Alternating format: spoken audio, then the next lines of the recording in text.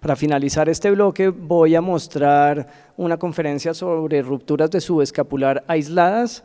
Gustavo tiene la conferencia de trucos y trampas, se puede hacer de muchas formas, luego van a ver cómo con dos conferencistas similares las diferencias quirúrgicas son grandes. Lo más importante siempre es que ustedes piensen que un paciente que llega con un trauma, que esté alrededor de la edad de 50 a 60 años y que tenga un dolor anterior, lo mismo que hablamos de la inestabilidad posterior, piensen que puede tener una ruptura del subescapular. Y no es frecuente, y como no es frecuente, tampoco es frecuente la cirugía, y uno no está muy familiarizado con esta patología. Los dolores y los síntomas son variables. Estos pacientes pueden llegar solo con resalto por una inestabilidad del bíceps a causa de la ruptura del subescapular o pueden llegar con solo dolor en la región anterior. Acá lo más importante es hacer un muy buen examen físico y como en todo en hombro, si uno busca pruebas para evaluar el hombro, tenemos miles de publicaciones. Quiero que ustedes piensen en unas pruebas específicas. Quiero que también se acuerden que es muy importante hoy en día en la evaluación del hombro no pensar solo en la sensibilidad y en la especificidad de la prueba, sino siempre en el LR. El LR, que es el Likelihood Radio, entre más positivo sea, mejor es la prueba en la evaluación.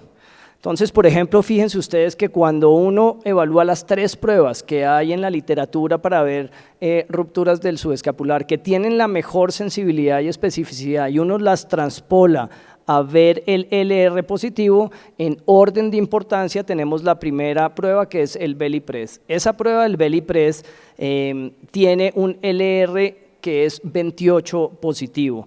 Miren ustedes este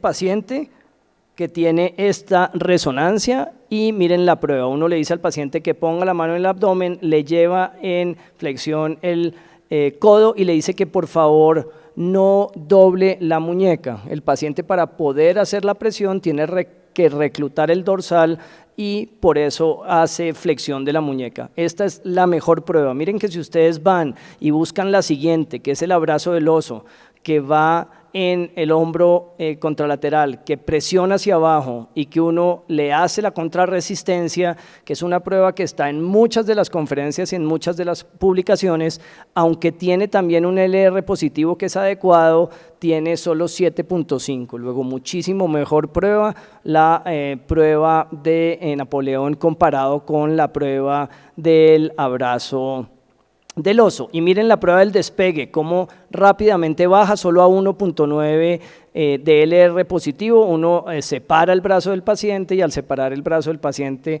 usualmente el paciente hace un lag y no es capaz de sostener. Si el paciente tiene rigidez en la consulta porque llega después de un trauma reciente, es muy difícil evaluar esta prueba que típicamente está descrita en los libros iniciales antes de que nos salieran las 2 pruebas adicionales. Esta es una prueba importante, miren ustedes cómo el paciente si tiene un bíceps subluxado, y esta es la imagen de esta paciente, y uno a la paciente le dice que por favor estire los codos y le da supinación.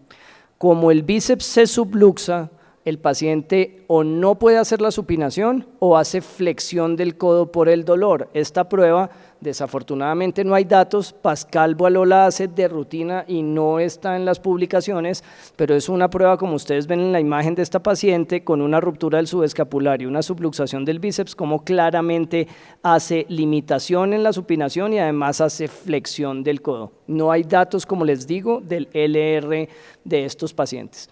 En la evaluación radiológica, 2 puntos para tener en cuenta y es, igual que hablamos de la inestabilidad posterior, no se les olvide siempre evaluar la región anterior buscando 2 cosas importantes con respecto al tema.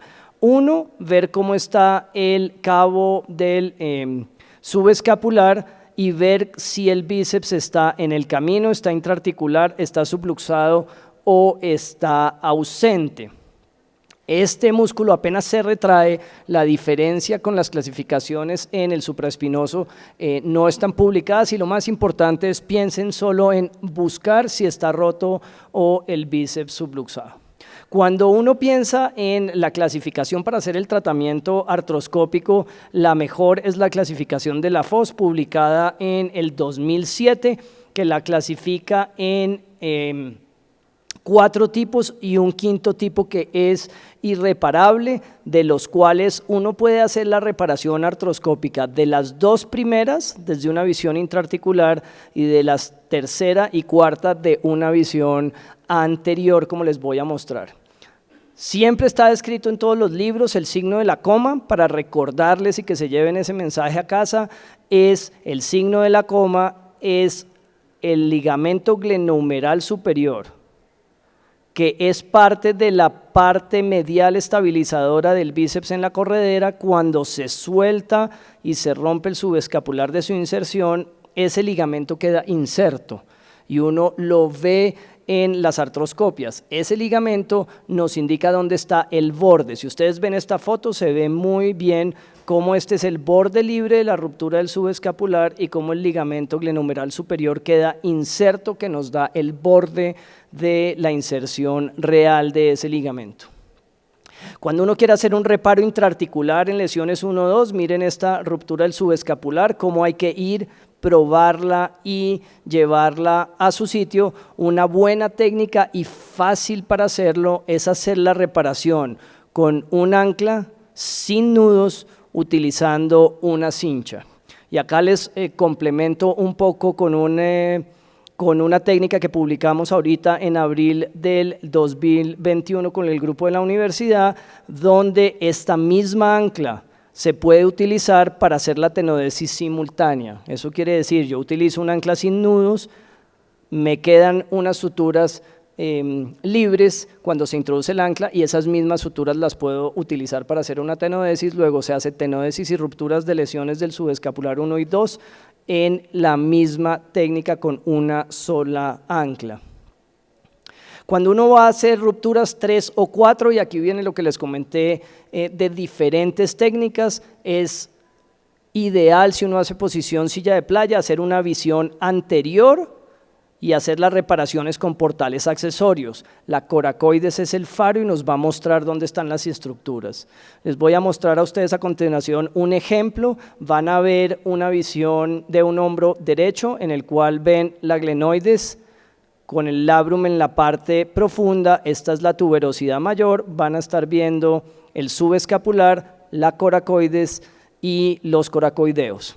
La liberación inicial siempre ahora en un hombro del lado izquierdo. Fíjense ustedes cómo lo primero que hay que hacer es crear un espacio por detrás de los coracoideos y por delante del subescapular que está en la mitad de la pantalla. ¿Cuál es el riesgo? El riesgo es en la parte profunda, el nervio axilar. Pero cuando uno empieza a hacer esa disección de los tejidos y creando espacio, uno debe llegar hacia el límite superior, donde está la coracoides, y uno va haciendo más que quemando el tejido, va haciendo divulsión con la punta de la radiofrecuencia. Y lo primero que se encuentra es la rama superior del subescapular, que la FOS reporta que es mejor conservarla porque los pacientes hacen debilidad hacia este reparado del tendón. Y posteriormente en el fondo de la herida ve uno el nervio axilar. ¿Por qué es importante verlo? Porque ustedes cuando vean el paso de los puntos se van a dar cuenta que no está muy lejos y es mejor saber dónde está para no tener la lesión de ellos. Luego ahí se ve claramente arriba la rama superior del subescapular y abajo el nervio axilar. Miren lo cerca que estamos de un tendón retraído que ya con la liberación por dentro va a hacer reducción. Posteriormente hay que hacer una liberación por la parte intraarticular para dejarlo libre.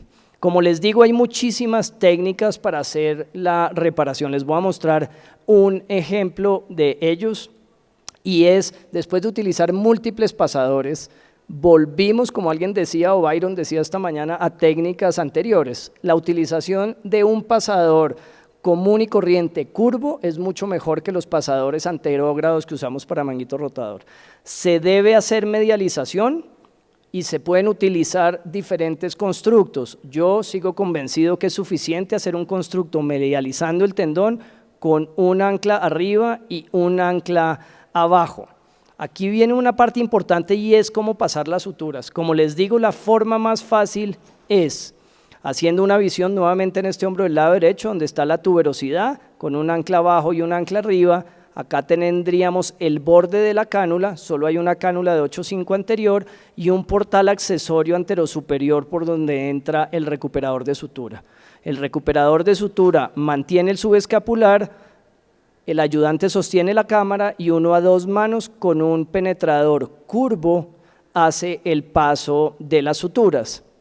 Cuando uno hace el paso de las suturas, nos queda en configuración de un colchonero y una sutura por detrás para una configuración MAC en el punto superior, y uno realiza exactamente la misma configuración. Miren ustedes cómo después de la liberación que vieron en el video, cuando uno pasa las suturas y reduce, le da rotación interna para hacer el anudado, hay una reducción del tendón. Este es el constructo final, ya están pasados los puntos, la cánula está en la izquierda en este hombro izquierdo, un tornillo arriba, uno abajo con una configuración en una fila y 2 puntos MAC para el cierre completo de la lesión. Como hablamos, las lesiones grado 5 depende de la artrosis. Para pacientes con rupturas aisladas crónicas se utilizan transferencias del pectoral o del dorsal, como vimos en el día de ayer, y para pacientes que tengan artrosis la solución va a ser una prótesis reversa. Y cuando ustedes miran rupturas aisladas completas del subescapular, se dan cuenta que no hay mucha literatura. Cuando uno va a hacer la conferencia y empieza a buscar los artículos, no hay. Y por fortuna, Salzman en Arthroscopy en el 2017 junta esos artículos y fíjense ustedes que en toda la literatura solo hay 115 pacientes publicados de rupturas aisladas completas del subescapular. Miren los resultados de la cirugía. En Constant mejora notablemente de 18 a 49.